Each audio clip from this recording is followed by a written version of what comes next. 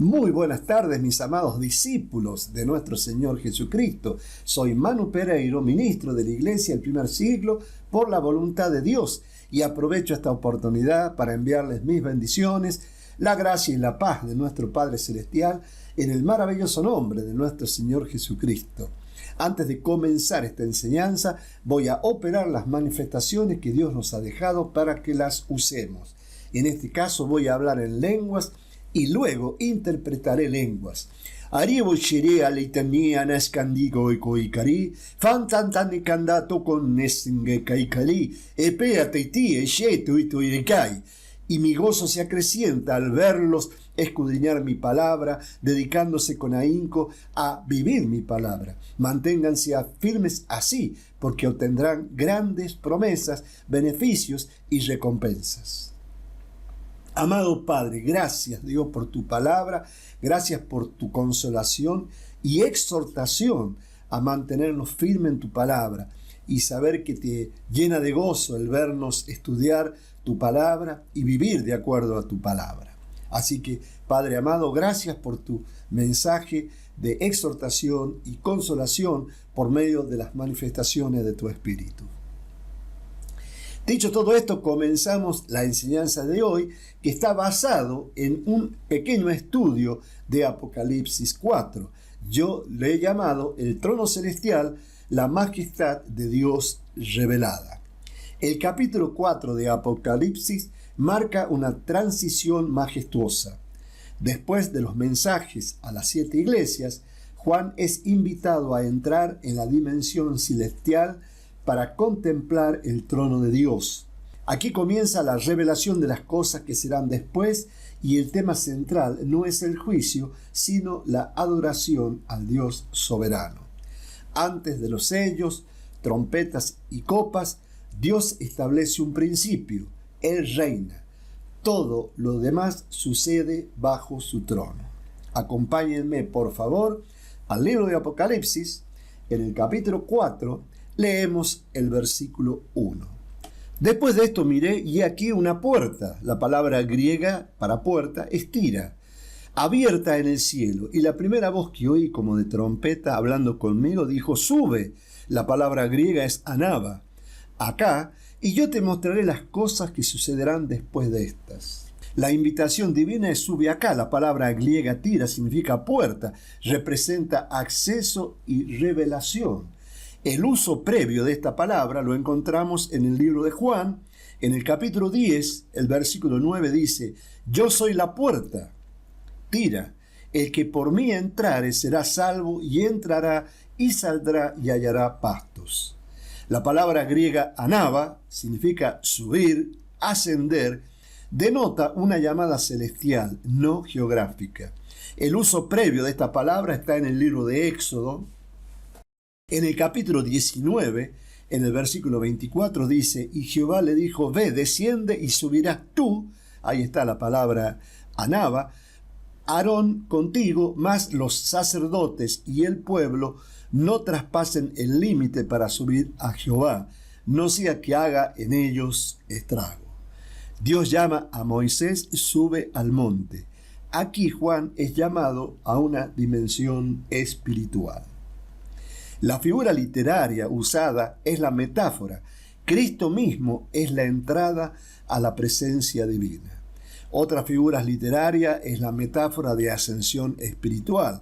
Juan no sube físicamente, sino en una visión profética. El verbo subir se usa como la figura literaria metonimia de revelación. Subir es igual a recibir entendimiento. La aplicación práctica que Dios nos da para este primer contexto es que Dios nos sigue diciendo: sube acá, deja las distracciones terrenales.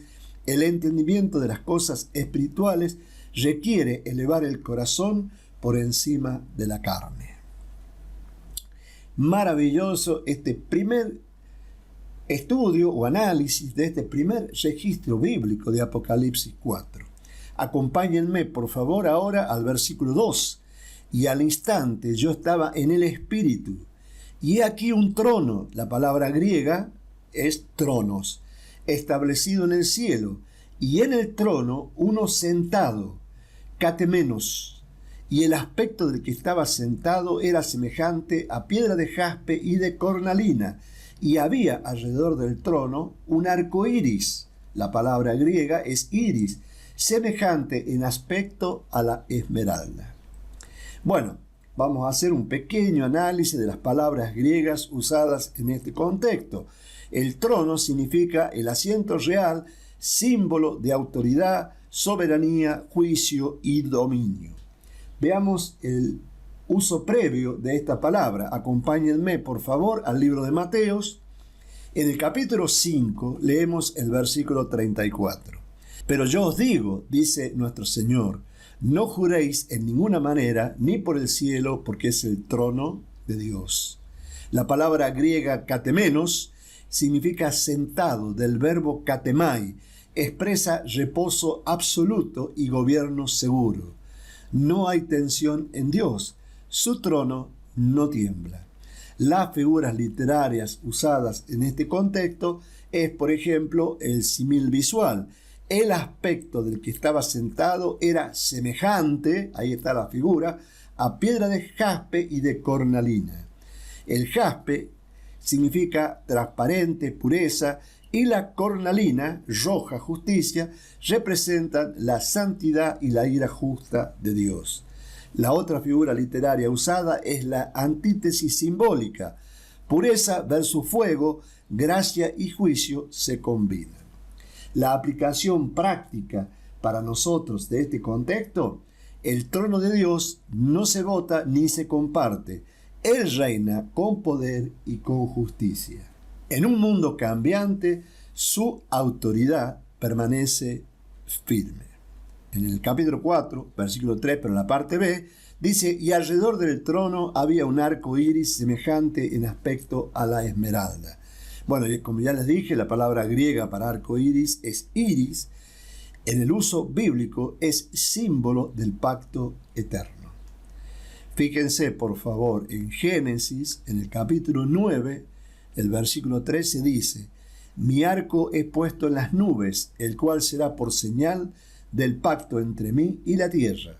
Aquí reaparece para recordar que aún en juicio, Dios no olvida su misericordia. Otra figura literaria para destacar es el símbolo de alianza, un círculo completo, no un arco parcial.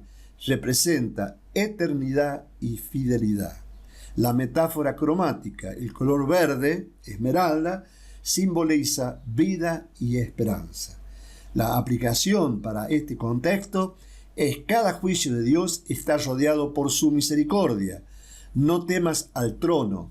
El arco iris nos recuerda que su pacto sigue vigente. Maravilloso que es la palabra de Dios. Fíjense, Apocalipsis 4, y alrededor del trono había 24 tronos, y vi sentado en los tronos a 24 ancianos. La palabra griega es presbíteros, vestidos de ropas blancas con coronas de oro en sus cabezas. Bueno, la palabra presbítero significa anciano y es el símbolo de autoridad espiritual y madurez. Su uso previo de esta palabra está en Éxodo. En el capítulo 24 leemos el versículo 1. Dijo Jehová a Moisés: sube ante Jehová tú y Aarón, Nadab y Abiud, y 70 de los ancianos, la palabra griega presbíteros, de Israel, y os inclinaréis desde lejos. La figura literaria para destacar de este contexto es la metonimia, que es representativa. Los 24 representan las 12 tribus más los 12 apóstoles, la unidad del pueblo de Dios en el antiguo y nuevo pacto. El paralelismo celestial está relacionado con los tronos menores alrededor del trono mayor. Significa gobierno delegado. La aplicación práctica en este contexto para nosotros es la siguiente: en el reino de Dios no hay espectadores, solo participantes. Somos llamados a reinar con Cristo. Acompáñenme, por favor, al libro de Apocalipsis. En el capítulo 1 leemos el versículo 6. Y nos hizo reyes y sacerdotes para Dios su Padre. A Él sea gloria e imperio por los siglos de los siglos. Amén. Realmente uno se maravilla al ir escudriñando la palabra de Dios y tratando de entender, dentro de nuestra limitación lógicamente humana, todo el mensaje que Dios nos quiere transmitir a través de su palabra. Ahora vamos a continuar con el versículo 5 del Apocalipsis 4. Y del trono salían relámpagos, la palabra griega es astrapai, y truenos, brontai, y voces. Y delante del trono ardían 7 lámparas de fuego, las cuales son los 7 espíritus de Dios. La palabra Neuma se traduce espíritu. Las palabras griegas clave en este registro es relámpagos, astrapai, manifestación visible del poder de Dios. La palabra griega brontai, que significa truenos, voz del juicio divino. Acompáñenme por favor al libro de Éxodo. En el capítulo 19 leemos el versículo 16. Aconteció que al tercer día, cuando vino la mañana, vinieron truenos y relámpagos, y espesa nube sobre el monte, y sonido de bocina muy fuerte, y se estremeció todo el pueblo que estaba en el campamento. Acá se usa la figura literaria hipérbole teofánica, describe la majestad incontenible de Dios. Y también se usa la figura literaria polisidenton, relámpagos, truenos y voces, enfatiza la intensidad de su presencia. Fíjense que al conocer nosotros, lógicamente que no dominamos todas las figuras literarias que hay en la palabra de Dios, pero al ir estudiándolas y ir entendiéndolas, uno se va dando cuenta el mensaje de Dios. O sea, cuando se usa esta figura literaria de relámpagos, truenos y voces, ¿qué es lo que se trata de enfatizar? La intensidad de su presencia. Bueno, sabemos que la palabra neuma, que se traduce espíritu, significa viento y vida. Los 7 espíritus no son 7 seres, sino la completa plenitud de Dios. Esos son los 7 espíritus de Dios, ¿no? Fíjense, Isaías, por favor. Capítulo 11, versículo 2. Y reposará sobre él el espíritu de Jehová, el espíritu de sabiduría y de inteligencia, el espíritu de consejo y de poder, el espíritu de conocimiento y de temor, respeto de Jehová. Ahí están los 7 espíritus de Dios. La figura literaria que se utiliza en este contexto es el símbolo numérico, heptápdico. El número 7 refleja o representa plenitud y perfección. Reitera la omnipresencia y totalidad del Espíritu de Dios. La aplicación práctica de este contexto para nosotros es cuando Dios habla, el universo responde. No temas al ruido del juicio, tema quien vive sin escuchar su voz. El Espíritu de Dios no actúa parcialmente, su fuego es completo, ilumina, purifica y consume todo lo que no es de Dios. Continuemos, por favor, con el desarrollo y el pequeño estudio del capítulo 4 de Apocalipsis. Acompáñenme, vamos a leer el versículo 6 y 7. Y delante del trono había como un mar de vidrio. La palabra griega es thalassa o eliné, semejante al cristal, y junto al trono y alrededor del trono 4 seres vivientes. La palabra griega es zoon, llenos de ojos. La palabra que se usa es gemonta oftalmón, delante y detrás. El primer ser viviente era semejante a un león, el segundo era semejante a un becerro, el tercero tenía rostro como de hombre, y el cuarto era semejante a un águila volando. Versículo 8. Y los 4 seres vivientes tenían cada uno 6 alas, y alrededor y por dentro estaban llenos de ojos, y no cesaban día y noche de decir santo. La palabra griega que se traduce como santos es la palabra griega agios.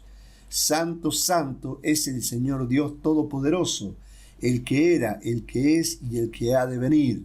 Y siempre que aquellos seres vivientes dan gloria y honra y acción de gracias al que está sentado en el trono, al que vive por los siglos de los siglos.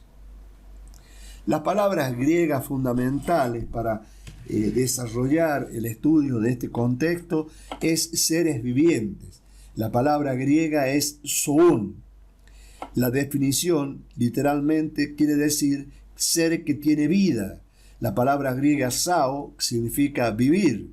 El uso bíblico se emplea en Apocalipsis 4 y 5 para describir a estos seres alrededor del trono diferentes de los animales terrestres. No se usa como animal, que la palabra griega correcta sería terión, usado para bestias o criaturas salvajes, sino como una forma de vida celestial con conciencia. La aplicación práctica es que ellos representan la plenitud de la creación viva, adorando al Creador, la naturaleza, la humanidad, el orden celestial, todo unido en alabanzas. La expresión llenos de ojos es la palabra griega gemonta oftalmón, y su definición es expresión idiomática para plena visión y percepción total. La figura literaria es la metáfora. Los ojos simbolizan discernimiento espiritual, sabiduría y vigilancia constante. Veamos un uso previo de esta palabra. Por favor, Ezequiel capítulo 1, versículo 18. Y sus arcos eran altos y espantosos, y llenos de ojos alrededor en las cuatro. Después les recomiendo que lean todo el contexto del libro de Ezequiel desde el capítulo 1 en adelante. En Apocalipsis expresa la omnivisión divina, participada por los siervos celestiales. La tercera palabra griega es el mar de vidrio, Thalassa Walinet. La definición literal es mar hecho de cristal. La figura literaria es el símbolo o símbolo. Representa pureza, santidad y separación entre Dios y la creación. El uso teológico, un símbolo de la majestad y la transparencia del reino de Dios, donde nada está oculto ante su presencia. Veamos un uso previo, por favor. Éxodo 24, versículo 10. Y vieron al Dios de Israel, y había debajo de sus pies como un embaldosado de zafiro, semejante al cielo cuando está sereno. Primera de Reyes, capítulo 7, versículo 23. Hizo fundir a sí mismo un mar de 10 codos de un lado al otro, perfectamente redondo. Su altura era de 5 codos, y lo ceñía alrededor un cordón de 30 codos. Otra de las análisis, las 4 criaturas. La descripción que da en el versículo 7. Primer ser, como león, símbolo de poder y realeza.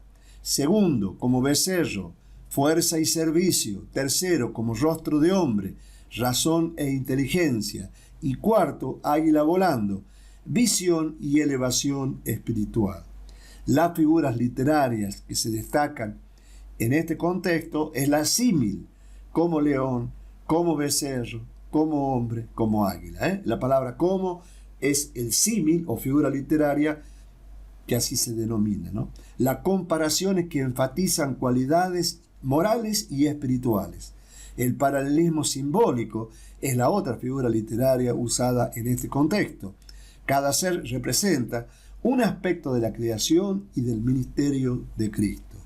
El león simboliza al rey, el becerro simboliza al siervo sacrificio, el hombre significa o simboliza al Hijo del Hombre y el águila simboliza al Hijo de Dios exaltado. Su función es la adoración continua y no cesaban, según lo que dice el versículo 8, día y noche de decir: Santo, Santo, Santo es el Señor Dios Todopoderoso. La palabra clave es la palabra griega agios, que significa santo, separado, puro. Repetido 3 veces, el trisagio es la intensificación superlativa, figura literaria episeusis, enfatiza la santidad absoluta de Dios, fuente de toda vida. La conexión con Ezequiel y la visión celestial. como yo les exhortaba a que lean Ezequiel 1 y 10, representan seres semejantes llamados querubines. En ambos casos, estos seres están junto al trono de Dios, reflejan gloria y movimiento coordinado por el Espíritu y representan la vida activa del cielo y la soberanía divina sobre la creación. El mensaje de este contexto de Apocalipsis, desde el 6 al 9, no es un retrato místico, sino una enseñanza poderosa. Todo lo creado, visible e invisible, fue diseñado para dar gloria a Dios. Cada uno de nosotros debe reflejar, como estos seres vivientes, la sabiduría, ojos, la obediencia, alas, la fuerza, león, y la humildad, becerro, en nuestra adoración y servicio. El llamado a la acción en este contexto es: Dios busca hoy verdaderos adoradores que, como estos seres celestiales, no cesen de proclamar su santidad con sus vidas, no solo con palabras, sino con visión, pureza y obediencia. Que todo lo que respira alabe al Señor. Maravilloso, realmente, mientras lo voy preparando, mientras lo voy compartiendo, Dios me está bendiciendo con respecto a esta enseñanza. Continuemos, por favor, para ir terminando. Apocalipsis 4, desde el versículo 10 al 11. Los 24 ancianos se postran delante del que está sentado en el trono y adoran al que vive por los siglos de los siglos, y echan sus coronas delante del trono diciendo: Señor digno, la palabra griega es axios, eres de recibir la gloria y la honra y el poder, porque tú creaste todas las cosas y por tu voluntad existen y fueron creadas. Las palabras griegas clave, como recién lo dije, es la palabra griega agios, que significa santo, separado, puro, que está repetido 3 veces, es un superlativo hebreo que significa santidad absoluta, y la palabra dignos, que es la palabra griega axios, denota valor, o sea, se refiere a digno, ¿no? Denota valor merecido por obediencia perfecta. Las figuras literarias usadas en este contexto, como lo supe decir anteriormente, es episeusis, repetición triple para intensificar adoración, santo, santo, santo.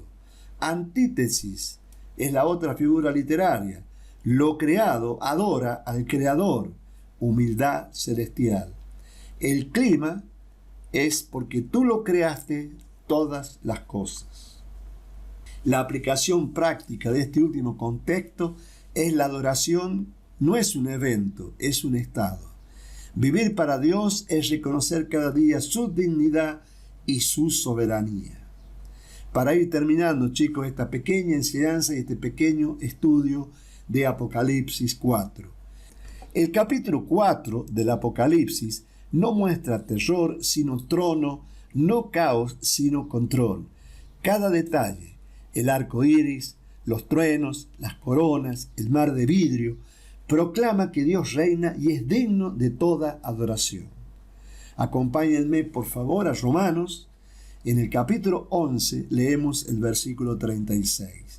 Porque de Él, y por Él, y para Él son todas las cosas. A Él sea la gloria por los siglos. Amén. Chicos, hoy el cielo nos sigue diciendo a cada uno de nosotros: sube acá. Deja el ruido del mundo y adora. Ponte de rodillas, entrega tu corona, reconoce al único digno, el que está sentado en el trono. Él es merecedor de nuestra adoración y de toda la gloria. Que esta enseñanza en la que estoy desarrollando todo el libro de Apocalipsis sea de gran bendición para tu vida, que te aumente tu entendimiento, que tomes conciencia quién es Dios, qué es lo que Él ha hecho por ti, por mí y por toda la humanidad. Es hora que cada uno de nosotros comience a adorarlo a Dios como Él quiere que lo adore, porque para eso Él envió a su Hijo Jesucristo, para hacernos aptos para ser merecedores de esa majestuosidad, de esa gloria maravillosa que Dios está mostrando a través de estos capítulos del libro de Apocalipsis. Es tan maravilloso el amor de Dios que nos hizo aptos para ser herederos de Él y para ser coherederos con Cristo.